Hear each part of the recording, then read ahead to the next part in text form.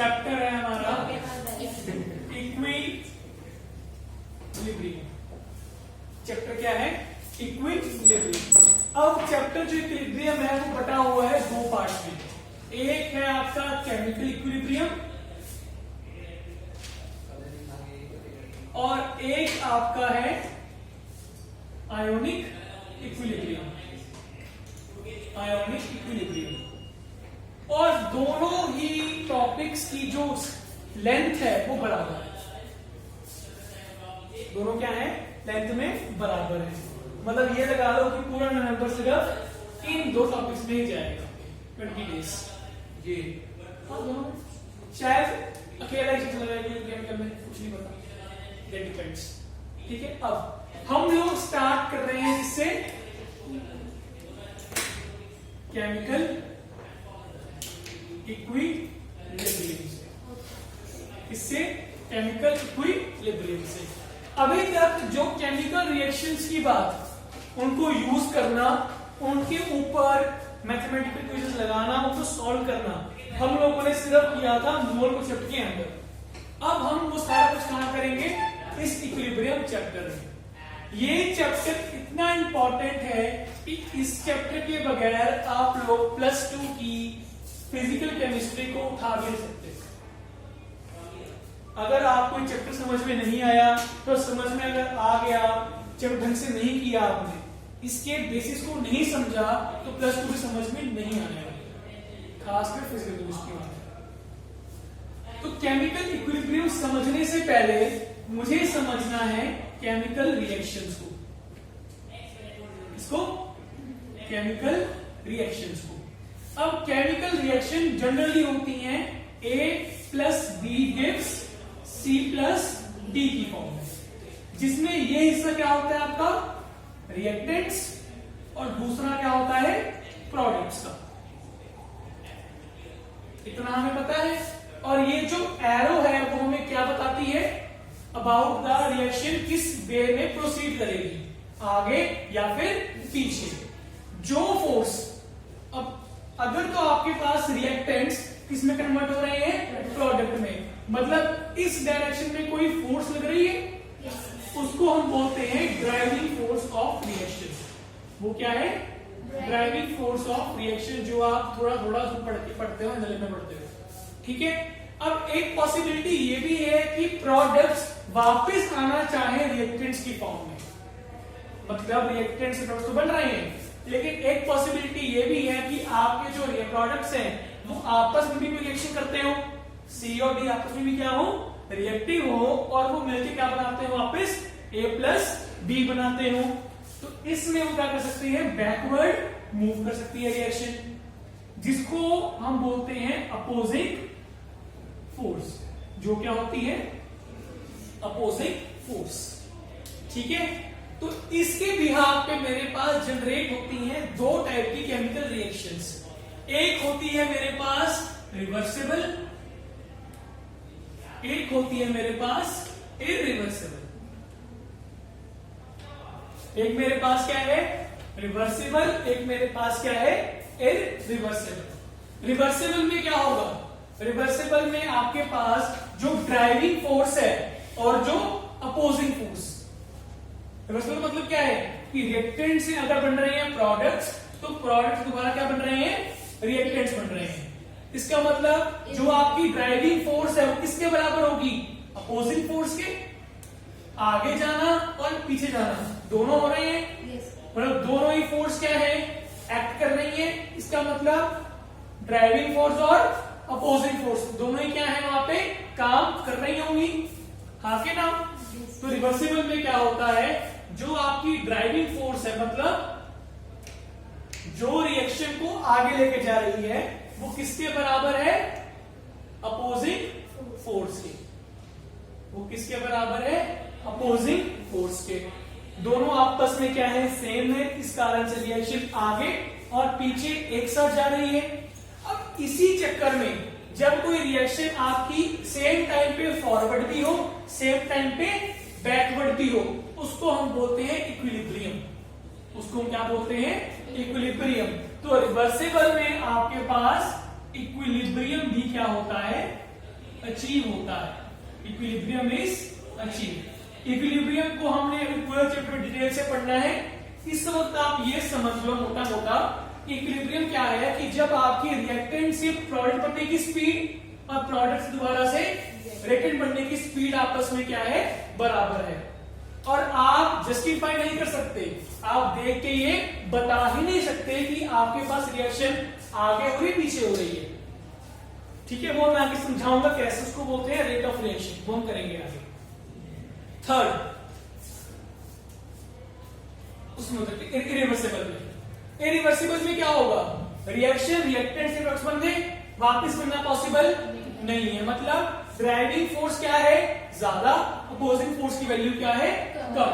तो इस केस में क्या होगा, जो आपकी ड्राइविंग फोर्स है it will be greater than opposing force, और यहां पे इक्विलिब्रियम विल नॉट अचीव। अगर दोनों ही स्टेट्स आपस में इक्वल ही नहीं हो सकती तो उस केस में इक्विलिब्रियम अचीव नहीं हो सकता। अब जब रिएक्टेंट से प्रोडक्ट आपके जा रहे हैं इन इरिवर्सिबल रिएक्शन, जब रिएक्शन उल्टी नहीं हो रही, ड्राइविंग फोर्स क्या है आपकी, ज्यादा है, तो एक टाइम ऐसा आएगा कि सारे के सारे reactants will convert to products. जितने भी आपके पास रिएक्टेंट्स हैं वो विल कन्वर्ट टू प्रोडक्ट्स। उसको तो मतलब आपके पास इन द एंड कंप्लीट क्या हो जाएगा, ट्रांसफॉर्मेशन किसका, रिएक्टेंट्स का, किसमें, प्रोडक्ट्स में। मतलब reaction will proceed to completion, reaction will proceed to completion. जितना भी आपके पास रिएक्टेंट स्टार्टिंग में आपने लिया सारा का सारा क्या हो जाएगा, प्रोडक्ट्स में कन्वर्ट। लेकिन अगर वो हुई क्या, इरिवर्सिबल, सॉरी अगर वो क्या हुई, रिवर्सिबल, क्या हुई वो, मान लो 5 ग्राम ये था, 5 में से 2 ग्राम ये बन गया, अब वो 2 ग्राम में से 1 ग्राम क्या आ गया वापस। ठीक है, कितने यहाँ पे कितना था, 5 ग्राम था, 5 में से 2 ग्राम यहां चला गया, अब यहां कितना रह गया होगा, 3 ग्राम रह गया होगा। अब रिएक्शन उल्टी भी चल रही है, अब यहाँ 2 से यहाँ वापस कितना आ गया, 1 आ गया, तो कितना हो जाएगा 4 ग्राम।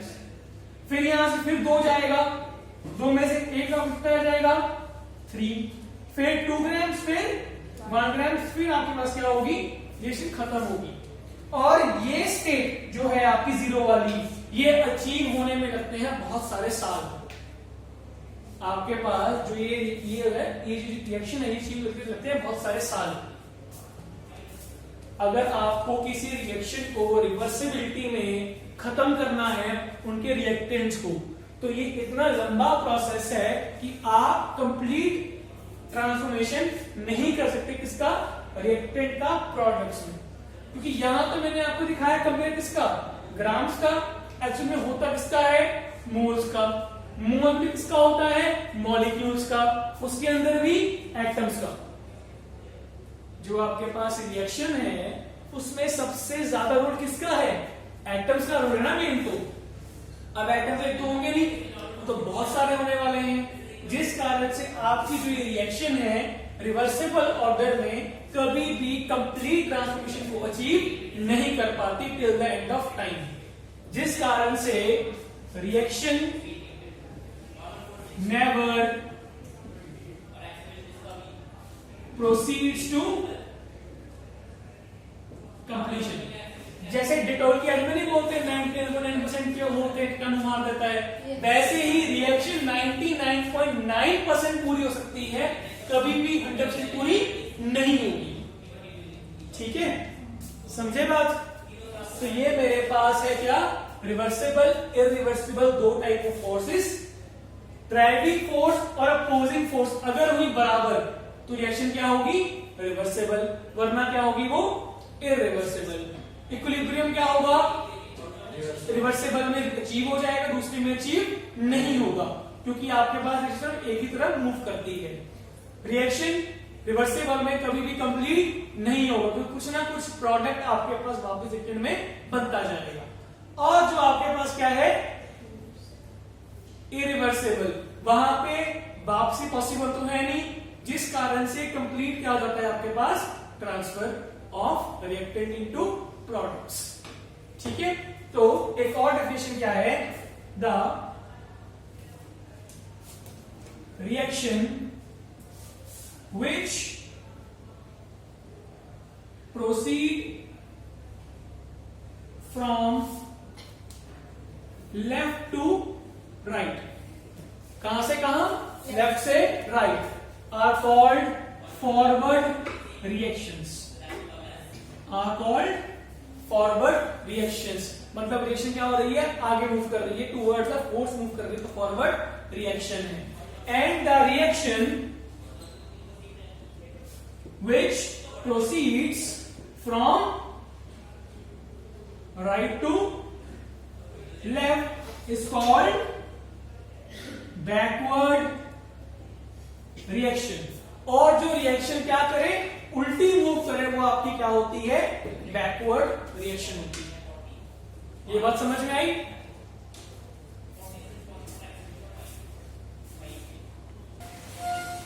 नेक्स्ट आपके पास इस टॉपिक के अंदर है रेट ऑफ रिएक्शन।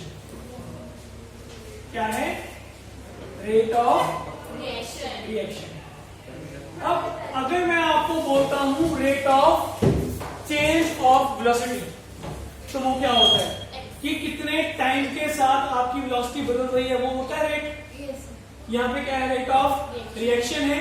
अगर मेरे पास रिएक्शन है ए प्लस बी वो बन रही है सी प्लस डी में। अब यहां पे ए प्लस बी का क्या चेंज हो रहा होगा, अगर रिएक्शन में ए प्लस बी कन्वर्ट हो रहे हैं सी प्लस डी में, तो ये बात श्योर है कि इसमें ए और बी की क्वांटिटी क्या हो रही होगी, कम, सीओडी की बढ़ रही होगी, आगे ना। तो क्वांटिटी को हम लोग इस टर्म में क्या बोलते हैं, कंसंट्रेशन। क्या बोलते हैं यहाँ पे, कि आपके पास कितना आपका ए और बी प्रेजेंट है। ठीक है, तो रेट में क्या होगा, the change in concentration, the change in concentration of reactants and products per unit time is called rate of reaction, is called rate of reaction। कि कितने टाइम में या पर यूनिट टाइम में आपके पास कंसंट्रेशन में कितना चेंज आ रहा है, वो आपके पास क्या होता है, रेट ऑफ रिएक्शन। वो क्या होता है आपके पास, रेट ऑफ रिएक्शन। अब तो अगर मैं लिखूं कि आपके पास क्या है, rate of reaction, it will be equal to delta C, delta का मतलब क्या है, चेंज, अपॉन डेल्टा टी, कि एक पर्टिकुलर रेंज ऑफ टाइम के अंदर आपके पास कितनी कंसंट्रेशन में चेंज आया, वो आपको क्या होता है, वो आपके पास आपका क्या होता है, रेट ऑफ रिएक्शन। वो क्या होता है आपके पास, रेट ऑफ रिएक्शन। अब लिखना बाद में, जरा देख लो सिमरन, अब A plus B give C plus D है। अब ये आपके क्या थे, यहाँ पे रिएक्टेंट्स, ये आपके क्या थे, प्रोडक्ट्स। तो अब मानते कि आपके रिवर्सेबल नहीं है, ठीक है, सिर्फ एक तरफ जा रही है, उल्टी नहीं आ रही। तो आपके पास जो ए और बी है वो रिएक्शन में डिसअपियर होंगे धीरे धीरे, और सी प्लस डी क्या होंगे, अपीयर होते रहेंगे। अगर आप रिएक्शन कर रहे हो, मतलब ए प्लस बी को कन्वर्ट कर रहे हो इसमें सी प्लस डी में, तो क्या होगा, धीरे धीरे विद टाइम ए और बी क्या होते रहेंगे, खत्म, सी और डी क्या होते रहेंगे, appear, will start to appear. तो मैं बोल दूं कि इनका जो रेट होगा वो एक्चुअल में रेट ऑफ डिसअपीयरेंस है। अगर मैं रेट ऑफ रिएक्शन निकालता हूं according to C, according to A, तो वैल्यू किसमें आएगी, उसमें सी की वैल्यू कम होती रहेगी ना, तो उसमें जो आपकी फाइनल कंसंट्रेशन वो क्या होगी, कम होगी इनिशियल से, आगे ना। मतलब आपका जो कंसंट्रेशन क्या हो रही है, कम हो रही है, आपके रिएक्टेंट क्या हो रहा है, खत्म हो रहा है, डिसअपीयर हो रहा है, हाँ के ना? तो रिएक्टेंट्स क्या होंगे, रेट ऑफ डिसअपीयरेंस में आएंगे कि वो कितनी ज्यादा स्पीड से क्या हो रहे हैं, रिएक्शन में से गायब हो रहे हैं। और बन कौन रहा है, प्रोडक्ट्स। तो ये आपके क्या देंगे आपको, रेट ऑफ अपीयरेंस। ये आपको क्या देंगे, रेट ऑफ अपीयरेंस। कि आपके पास रिएक्शन में क्या होगा, C प्लस डी प्रोडक्ट्स है, वो रिएक्शन में A प्लस बी के थ्रू बने होंगे।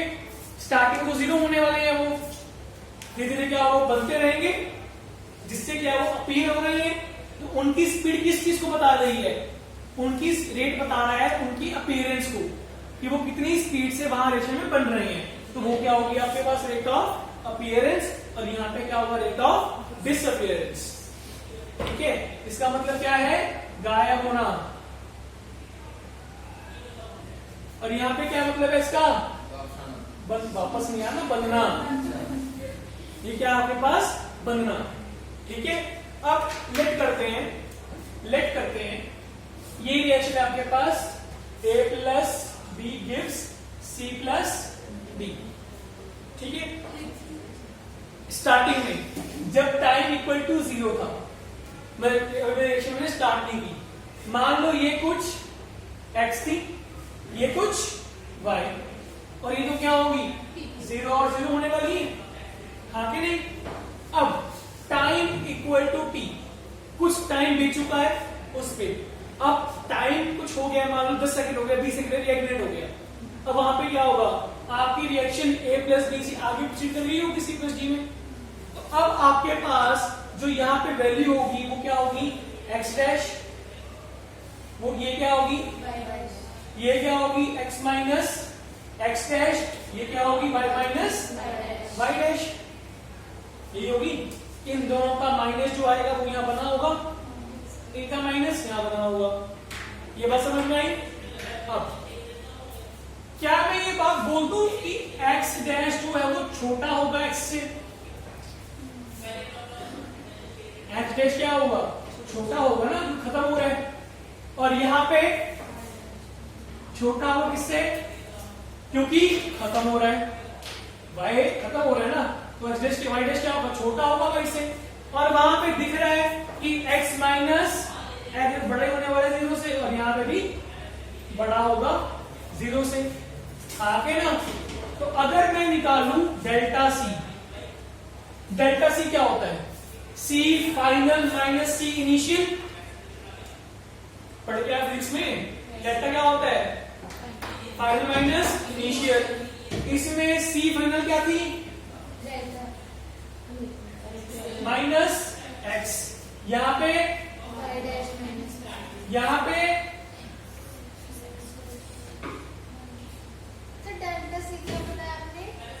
डेल्टा C है चेंज इन कंसेंट्रेशन।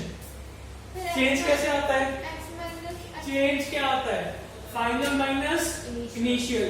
फाइनल क्या तेरे पास, x डैश, इनिशियल क्या थी, x थी।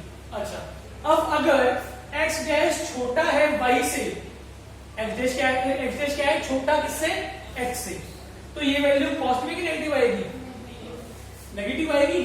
मतलब यहाँ पे डेल्टा C क्या है, यहाँ पे भी, यहाँ पे तो, और यहाँ पे भी। तो अगर मैं लिखना चाहूं रेट, ये आएगा minus x dash minus x by D, minus y dash minus y by D, यहाँ पे प्लस में x minus x dash by D, और यहाँ प्लस में y minus y dash by D, आगे ना।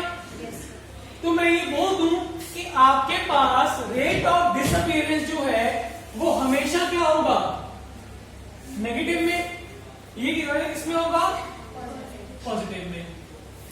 इंपॉर्टेंट क्या है, negative sign only indicates the decrease in concentration of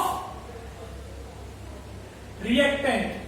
जो यहां पे नेगेटिव साइन है वो सिर्फ क्या बता रहा है, कि आपके पास रिएक्टेंट्स खत्म हो रहे हैं, कंज्यूम हो रहे हैं। अब अगर कोई भी चीज कम होगी तो वो माइनस में जाएगी ना, तो माइनस साइन सिर्फ क्या बता रहा है कि आपके पास वैल्यू डिक्रीज हो रही है, और नेगेटिव साइन कोई मतलब नहीं जाएगा।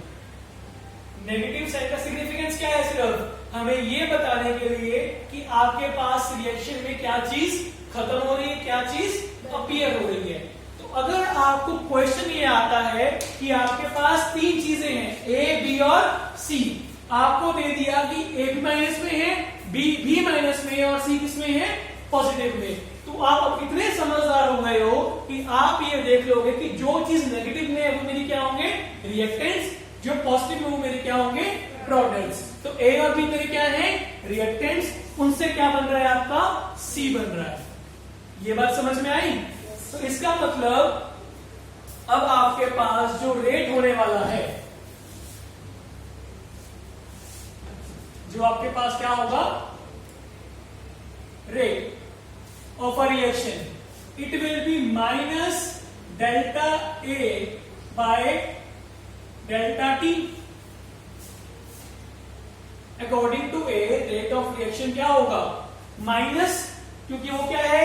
डिसअपीयर हो रहा है, minus delta A by delta T, और B के हिसाब से delta B by delta T।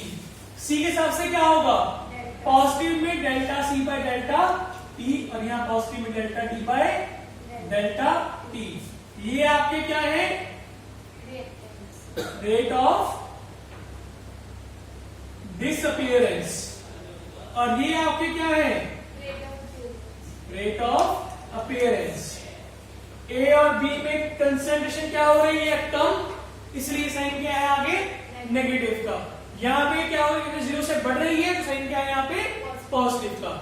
Negative और पॉजिटिव साइन सिर्फ हमें ये बता रहे हैं कि आपके पास कंसंट्रेशन कम हो रही है या फिर ज्यादा, माइनस में कम, प्लस में ज्यादा, इनिशियल के मुकाबले। बात समझ में आई? इसमें किसी को डाउट है?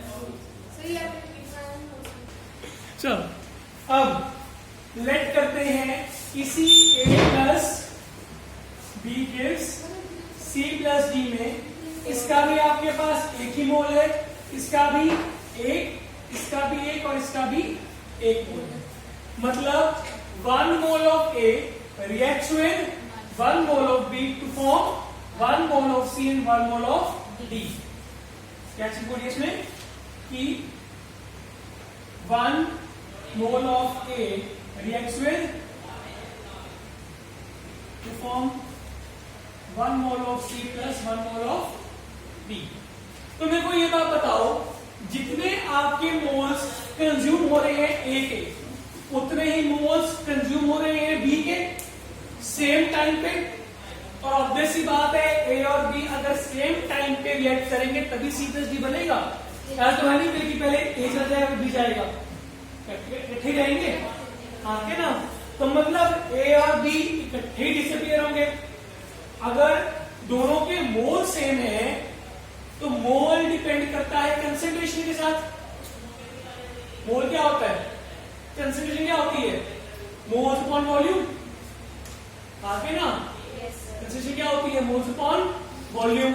अगर मोल सेम है, वॉल्यूम भी मैंने सेम ले ली है, तो कंसेंट्रेशन क्या रहेगी? सेम रहेगी। मतलब डेल्टा सी, अगर इसका x आ रहा है, इसका भी क्या आएगा? x ही आएगा, आगे नहीं। तो मैं ये बोल दूं कि rate of disappearance of A is equals to rate of disappearance of B। जितनी देर में आपका A डिसअपीयर हो रहा है, उतनी ही देर में आपका B भी डिसअपीयर हो रहा है, आगे ना? क्योंकि आपके पास A और B दोनों के मोल्स क्या हैं? बराबर हैं। A और B के मोल्स क्या हैं?